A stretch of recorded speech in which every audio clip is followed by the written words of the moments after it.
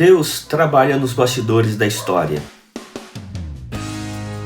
Nós vamos dar continuidade ao nosso estudo em Lucas, considerando agora Lucas capítulo 2, do verso 1 até o verso 7.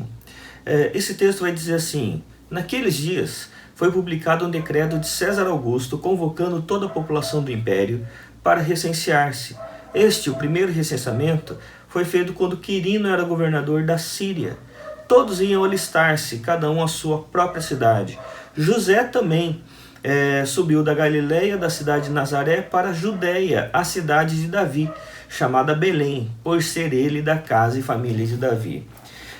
Muitas vezes, quando nós estamos numa época de caos político, econômico, de turbulências circunstanciais, nós podemos pensar que Deus está ausente da história, de que Deus não está conduzindo a história, mas é um engano nosso. Porque Deus sempre está conduzindo a história, mesmo que a gente não veja. Porque Deus muitas vezes trabalha nos bastidores da história. E é o que estava acontecendo aqui. Quem dá o decreto para o recenseamento, no capítulo 2, é César Augusto. E eu quero falar um pouco sobre quem era César Augusto. O nome de nascimento de César Augusto era Caio Otávio. E ele era sobrinho neto do imperador Júlio César. E quando o Júlio César passou a olhar para Caio Otávio, começou a admirá-lo, porque ele era um bom administrador, empreendedor, era um homem com todo o perfil de ser um grande líder. Então, Júlio César passa a colocar Caio Otávio como um dos proponentes, melhor dizendo, ao império, a ser o imperador.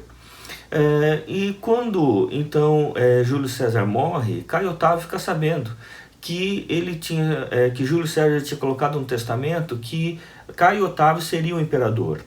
Então ele muda o nome de Júlio Caio Otávio. E o que acontece é que nesse meio tempo a sua irmã se casa com um homem chamado Antônio. Mas Antônio deixa a sua irmã para se casar com Cleópatra. E como Antônio e Cleópatra também faziam parte do império e tinham responsabilidades, mas estavam sendo negligentes, então Júlio Caio Otávio agora passa a entrar em guerra com Antônio e Cleópatra. E isso passa a ser até uma guerra militar, e no ano de 31 a.C., numa cidade chamada Actium, então há uma batalha e Júlio Caio Otávio vence, e ele passa a ser o imperador. No ano de 24 a.C., o Senado Romano, inclusive, dá o título de Augusto para ele, e é por isso que ele passa a se chamar de Augusto César. O título de Augusto é o de benevolente, um homem extraordinário.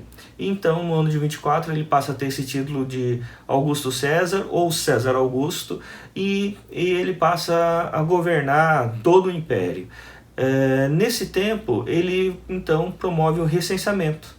E esse recenseamento é que vai fazer com que a família de José e Maria saiam de Nazaré e cheguem até Belém, para que em Belém eles pudessem fazer o recenseamento. E sem saber, César Augusto estava cumprindo um mandamento, uma profecia de Miqueias no capítulo 5, verso 2.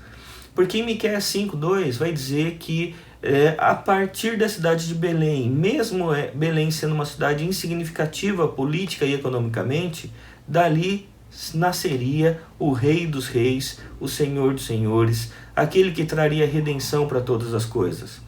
É por isso que Deus trabalha nos bastidores da história. Às vezes nós estamos vivendo um caos político ou econômico e a gente pode pensar: Deus está ausente, Deus não está agindo no nosso tempo, mas é um engano nosso. Porque nós cremos num Deus que é soberano sobre a história, soberano sobre todas as coisas e sobre todas as pessoas. E Deus continua regendo a história, porque Ele está na história. A história é promovida pela missão dEle. É por isso que nesse texto do capítulo 2, mesmo que as pessoas estivessem vivendo um caos por causa do recenseamento, tendo que mudar de um lado para o outro, mas era Deus que estava conduzindo. Você pode estar vivendo um caos nos dias de hoje, mas Deus está conduzindo, porque Deus trabalha nos bastidores da história. Minha oração por mim e por você é que possamos continuar firmes, crendo que Deus continua trabalhando, continua agindo em nosso favor para a manifestação da sua glória, e possamos continuar crendo e confiando no Cristo ressurreto, que veio como cumprimento de Miqueias 5, porque Deus continua agindo em tudo e em todos.